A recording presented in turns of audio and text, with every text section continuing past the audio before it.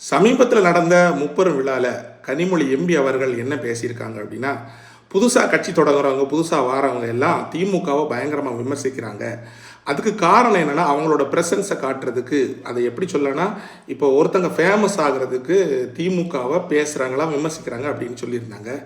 So விஜயோட ஃபேமஸும் திமுகவோட ஃபேமஸையும் நம்ம கம்பேர் பண்ணால், திமுகவை பேசி தான் ஃபேமஸ் விஜய் ஆகணும் அப்படிங்கிறத நம்ம ஈஸியாக பார்க்க முடியும். உதாரணமாக திமுக நம்ம இந்திய லெவலில் எதுக்கு ஃபேமஸ் ஆகிருக்கு? ஊழலில், டாஸ்மாக் ஊழலில் ஃபேமஸ் ஆகிருக்கு. நீட்டு நாங்கள் தடை பண்ணுவோம்னு சொல்லி நோஸ்கட்டு வாங்கினதில் திமுக ஃபேமஸ் ஆகிருக்கு. இப்படி ஆபாசமாக பேசுகிறதுல திமுக ஃபேமஸ் ஆகிருக்கு. ஆனால் தளபதி விஜய் எப்படி ஃபேமஸ் ஆகிருக்காருன்னா, மக்களோட அன்புனால் மட்டும்தான் ஃபேமஸ் ஆகிருக்காரு. ஸோ விஜய் மக்களுக்கு தெரியாத ஒரு புதுசாக எங்கிருந்த உதிச்சு வந்த ஆள் கிடையாது.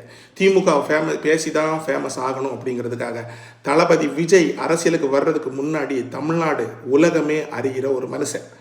அப்படி இருக்கிற பட்சத்தில் இந்த திமுகவை, அதுவும் இந்த ஊழல் திமுகவை பேசி தான் தளபதி விஜய் தன்னை ஃபேமஸ் ஆக்கணும்னு எந்த காரணமும் கிடையாது.